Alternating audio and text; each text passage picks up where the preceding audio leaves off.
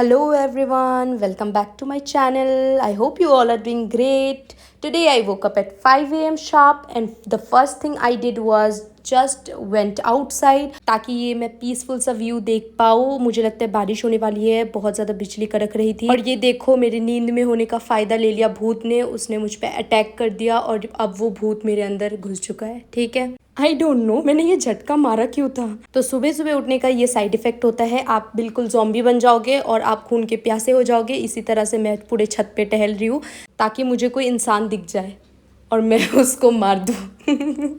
तो इसीलिए सुबह आप अपने रिस्क पर उठे। तो चलिए, बहुत टहल लिया, अब घर जाते हैं। घर जाने के बाद मैंने गर्म पानी पिया और गर्म पानी पीने के बाद मेरा इंसानियत जाग गया फिर से। Yes, I am human now, मेरे अंदर से भूत चला गया है।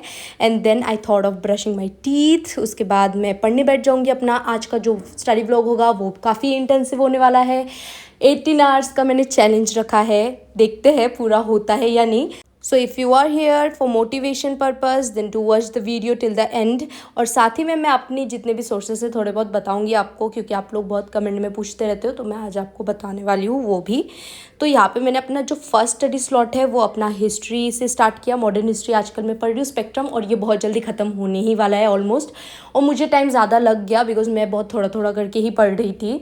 लाइक मैं एक चैप्टर करके पढ़ती थी, पेजेस गिन के नहीं पढ़ती थी। लेकिन कभी कभार अगर इंटरेस्टिंग लग जाता था तो मैं फिर 2-3 चैप्टर भी पढ़ लेती थी एक दिन में। तो ऐसे कर करके अभी मतलब थोड़ा सा चैप्टर्स बचा है मेरा प्रॉब्लम ये है ना कि मैं एक दिन में बहुत सारे मल्टीपल सब्जेक्ट्स प्रेफर करती हूँ पढ़ना, ना कि एक ही बुक। मुझे बहुत ज़्यादा बोरिंग लगने लग जाता है इसीलिए।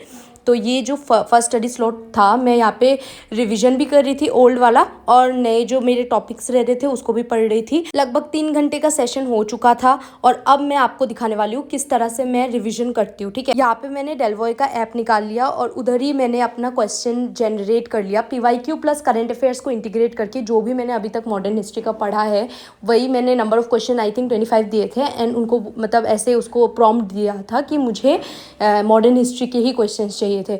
तो उसने मुझे पूरा मॉडर्न हिस्ट्री के अभी तक की जितने भी PYQs थे एंड करंट अफेयर्स से इंटीग्रेट करके बहुत सारे क्वेश्चंस दे दिए थे जिसको मैं सॉल्व कर रही थी। ये मेरा रिवीजन का इफेक्टिव वे होता है, इसी तरह मैं रिवीजन करना पसंद करती हूँ। और इसमें मेरे 4 क्वेश्चन रॉन्ग हो गए थे एंड 4 क्वेश्चन पता है वो PYQ के ही थे जो रॉन्ग हुए थे मॉडर्न हिस्ट्री के, बाकी सब मेरे राइट हुए थे। तो मुझे मतलब यही बुरा लगा कि PYQ में अभी भी देखो होल्ड अच्छे से आया नहीं है। नीचे ये लोग सोल्यूशन भी दे देते हैं, तो मैं वही सोल्यूशन पढ़ रही थी। यहाँ पे प्रीलिम्स का जो मॉक टेस्ट है ये सब भी है, मतलब ट्राई कर सकते हैं जाके।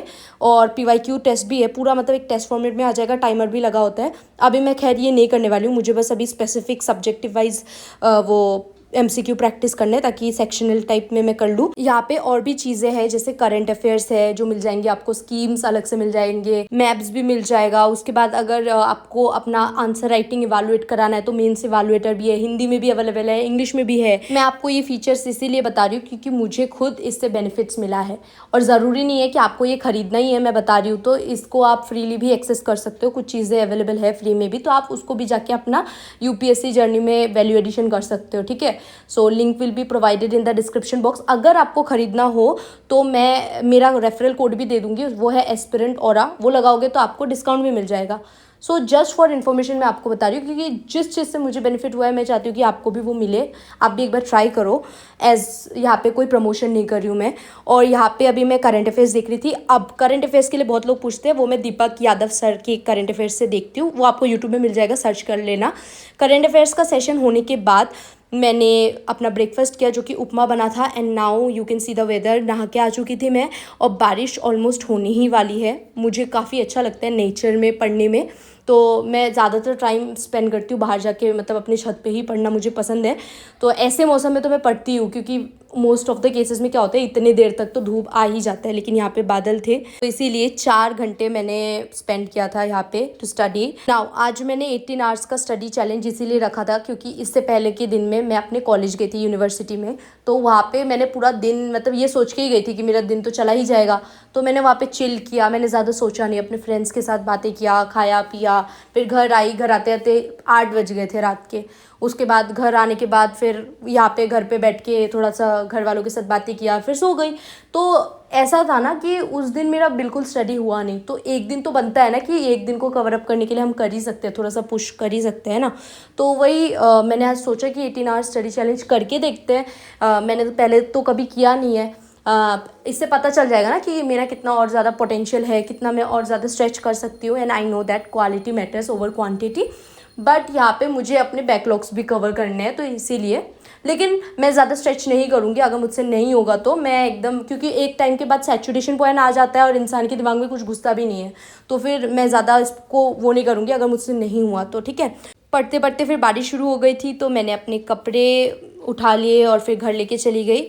और आप देख सकते हो बारिश हो रही है and I was just vibing with this weather. मुझे काफ़ी अच्छा लग रहा था। I feel like nature has this amazing power of healing, you know. इससे ज़्यादा मतलब आपको कहीं और हीलिंग मिल ही नहीं सकता। So it really helps to freshen your mind, everything, it gives you clarity and all. फिर शाम को मैं घर आ गई। ये शाम का टाइम हो चुका था क्योंकि दोपहर को मैं थोड़ा सो गई थी खाना वाना खा के। थोड़ा सा लाइक 1 घंटे का रेस्ट लिया मैंने। उसके बाद मैं फिर मैथ्स करने लग गई और यहाँ पे मुझसे एक क्वेश्चन सॉल्व हो गया था जो कि मतलब बहुत ज़्यादा मुश्किल था मेरे लिए। और ये क्वेश्चन मैं हमेशा से स्किप करती थी अगर यूपीएससी के क्वेश्चन में आ जाता था तो। इसीलिए मैं खुद को प्रेज़ कर रही थी, शाबाशी दे रही थी और फिर आगे बढ़ रही थी। तो अभी मैं आपको बताती हूँ मेरा मैथ्स आजकल कैसे मतलब इम्प्रूव हुआ है। मैं नहीं बोलूँगी कि मैं मतलब एकदम परफेक्ट बन गई हूँ मैथ्स में। मेरा मैथ्स अभी भी वीक है, लेकिन अभी मेरे अंदर जो कॉन्फिडेंस है वो कैसे आया मैं आपको बताती हूँ। मैंने मैथ्स स्टार्ट करने का तरीका इस बार ऐसे अपनाया कि मैं कोई वीडियोज़ नहीं देख रही हूँ, क्योंकि वीडियोज़ देखने से क्या होता है ना कि वो जो सर पढ़ाते हैं तब सब समझ आता है, फिर नहीं समझ आता है। वो लोग शॉर्टकट दिखाते हैं। शॉर्टकट तो तभी समझ आएगा ना जब हम लोगों का मतलब फाउंडेशन स्ट्रॉन्ग होगा। मेरा मैथ्स का इतना बेस स्ट्रॉन्ग नहीं है ऑनेस्टली। सो मैंने आर.एस. अग्रवाल से इस बार खुद ही से ट्राई करना प्रेफर किया। तो मैं आर.एस. अग्रवाल के मैंने क्वेश्चंस निकाले क्लास 6, 7, 8 के, और फिर मैं वो सॉल्व करने लग गई जिसमें परसेंटेज, फिर profit and loss, ratio, proportion, जितने भी क्वेश्चंस थे उन सबको मैंने किया डेडिकेटेडली, ठीक है। और अपने फ्रेंड के साथ ही करती थी मैं, वो जो आती थी। तो उसके साथ कर करके जब आर.एस. अग्रवाल कंप्लीट हुआ उसके बाद ही मैंने शिफ्ट किया टू सीसेट के क्वेश्चंस और भी अलग अलग कम्पिटिटिव एग्जाम्स के क्वेश्चंस में। और इसी तरह से मुझे लगता है कि मेरा अभी इम्प्रूवमेंट हो रहा है और अभी मुझ में कॉन्फिडेंस है। लास्ट ईयर आपको पता होगा मैं बोलती थी कि मैं मैथ्स इतना कर रही हूँ, लेकिन अभी भी मुझे कॉन्फिडेंस नहीं है। तो ये चीज़ अभी आ गया है। नाउ आई एम कॉन्फिडेंट कि मुझसे हो रहा है, क्वेश्चन हो जाते हैं, ठीक है। और यहाँ पे फिर ये अभी रात का टाइम था, ऑलमोस्ट 10 बज गए थे and it was my last study slot and here I was covering my Assam history last में। क्योंकि मुझे ऐसा लगता है कि जो मैं इंडिया लेवल का एग्ज़ाम की तैयारी करने के लिए बैठी हूँ, मुझे अपना एटलीस्ट स्टेट तो पहले क्लियर हो। मतलब कुछ दिन पहले ही मतलब हम लोग डिस्कस कर रहे थे घर पे and I was like totally blank जब मुझसे आसाम के बारे में पूछा गया, उनके हिस्ट्री के बारे में पूछा गया। तो मुझे ये चीज़ बहुत बुरा लगा। बेशक मैं APSC का एग्ज़ाम दूँ या ना दूँ ये मैटर नहीं करता, लेकिन मैटर करता है कि मुझे एटलीस्ट अपनी जगह के बारे में तो पता होना ही चाहिए since I am from Assam. तो इसीलिए मैं अभी अपने आसाम की हिस्ट्रीज़ को भी पढ़ रही हूँ, लेकिन वो मैं ऑल्टरनेटिव डेज़ में पढ़ती हूँ, रोज़ रोज़ नहीं पढ़ती हूँ, क्योंकि मेरा UPSC का जो सिलेबस है वही इतना ओवरवेलमिंग है, तो इसीलिए कवर करना मुश्किल हो जाता है। लेकिन मैं ऑल्टरनेटिव डेज़ में ट्राई करती हूँ कि मैं उसको थोड़ा थोड़ा करके अभी से पढ़ के उसको क्लियर करके रखूँ।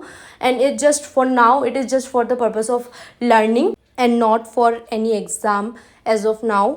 बस गाइज यही लाइफ है of an aspirant. Some days you wake up at 5 AM like a soldier, some days you wake up at 10 AM like a retired soldier. कभी बुक्स खुल जाती है, कभी खुद ही बंद हो जाती है, बट द पॉइंट इज ऐसे ही होता है। UPSC या कोई भी exam prep is not about being perfect every single day, it's about showing up even in zombie mode जैसे आज मैंने किया था।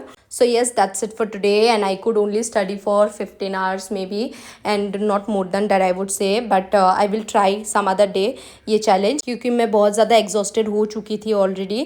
अगर आपको ये वीडियो पसंद आया तो सब्सक्राइब करना चैनल को। अभी के लिए bye, will see you in the next vlog.